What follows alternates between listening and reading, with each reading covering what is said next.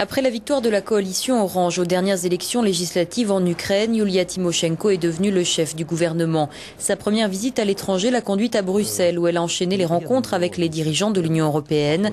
Dans une interview accordée à Euronews, Yulia Tymoshenko explique comment peuvent se construire, selon elle, les relations entre l'Ukraine et l'Union européenne. Madame la Première ministre, bienvenue sur Euronews. C'est votre première visite à l'étranger en tant que chef du gouvernement ukrainien. Est-ce que cela symbolise le désir de l'Ukraine d'intégrer l'Union européenne ? Absolument, que l'Ukraine parvienne à adhérer à l'Union européenne est depuis longtemps une des grandes priorités du pays. Quelque 70% des Ukrainiens soutiennent cette stratégie et ma visite dans ce contexte est tout à fait naturelle. Quand l'Ukraine espère-t-elle parvenir à cette adhésion ?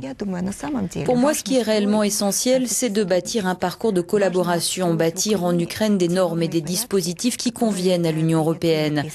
Le nouveau programme du gouvernement élaboré en 15 jours et envoyé au Parlement ukrainien prévoit précisément l'élaboration d'une politique interne qui rende possible l'adhésion. Et au-delà, tout dépend de notre capacité à être un bon partenaire pour l'Union européenne. Il faut attendre de voir si les problèmes existants actuellement au sein de l'Europe se réduisent en donnant la possibilité d'ouvrir les portes européennes à des nouveaux membres.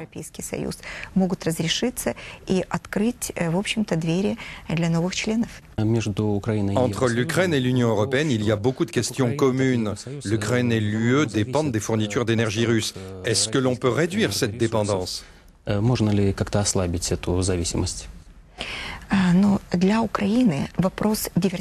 Pour l'Ukraine, la question de la diversification des approvisionnements en énergie est aussi la question de l'indépendance politique et la question de notre liberté.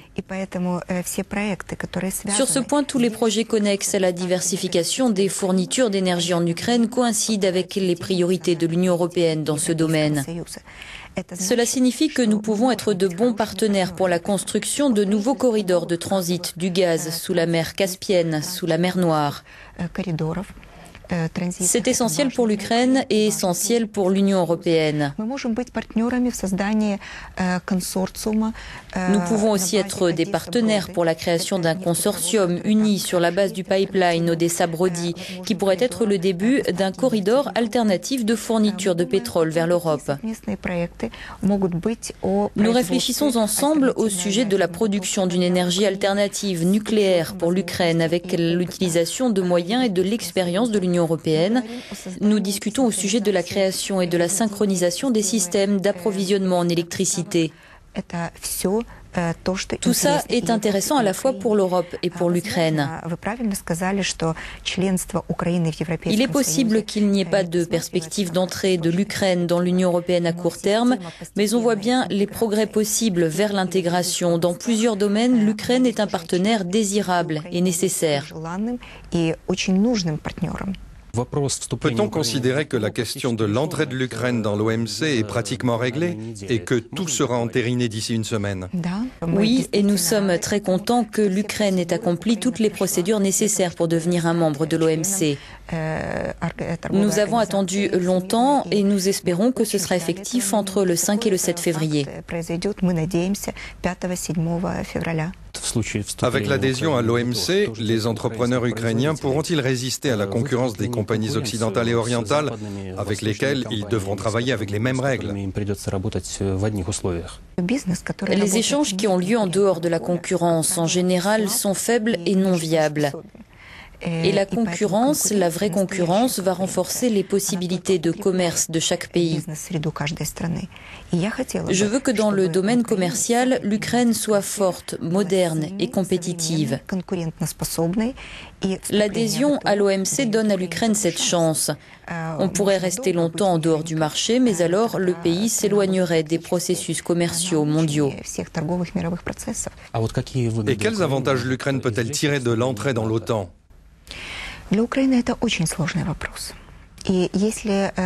Pour l'Ukraine, cette question est très compliquée. Si l'entrée de l'Ukraine dans l'Union européenne est soutenue par 70% de la population, la question de l'entrée de l'Ukraine dans l'OTAN divise la société ukrainienne.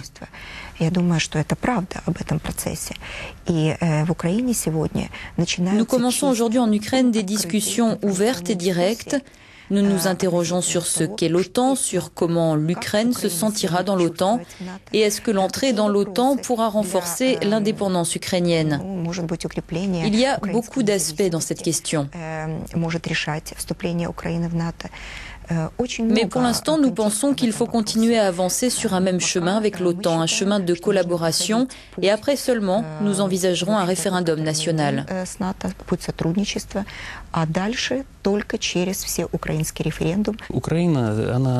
L'Ukraine est toujours partagée entre deux visions politiques, orange et bleu-blanc. Est-ce que cela empêche le pays d'avancer ? Je pense que pour réunir le peuple d'Ukraine, il faut résoudre seulement deux problèmes. Le premier, les politiciens ne doivent pas mettre en avant des questions susceptibles de diviser le pays. Le second, il faut donner aux gens le sentiment qu'il y a une justice. Lorsqu'ils vivent dans leur pays, ils doivent ressentir que le pouvoir se préoccupe d'eux. Cela passe par des retraites justes, des salaires justes, du travail, l'accès au logement, des assurances médicales. Depuis 17 ans, depuis l'indépendance en Ukraine, on n'a pratiquement rien fait dans ce sens. Vous et Viktor Yushchenko étiez les leaders de la Révolution orange, puis vous avez travaillé ensemble dans le tandem président-premier ministre, mais pas longtemps. Comment sont vos relations maintenant ? Après la Révolution orange, nous n'avions pas de majorité dans le Parlement. La majorité restait au pouvoir précédent. Voilà pourquoi il y avait beaucoup de difficultés après la Révolution orange. Aujourd'hui, il y a une unité et c'est une base parfaite pour effectuer de vraies réformes dans le pays. Je veux dire que la Révolution orange, pour moi, ce ne sont pas seulement les couleurs et les rubans. Ce sont des principes, des idées qui sont le sens de ma vie et le sens de la vie de mon équipe. Nous voulons qu'enfin les gens puissent penser qu'ils n'ont pas manifesté à cette époque pour rien. Ils faisaient ça pour que la politique change. C'est ma conviction et j'essaie de l'appliquer dans la vie de tous les jours. Madame la Première ministre, merci de nous avoir accordé cette interview. Merci.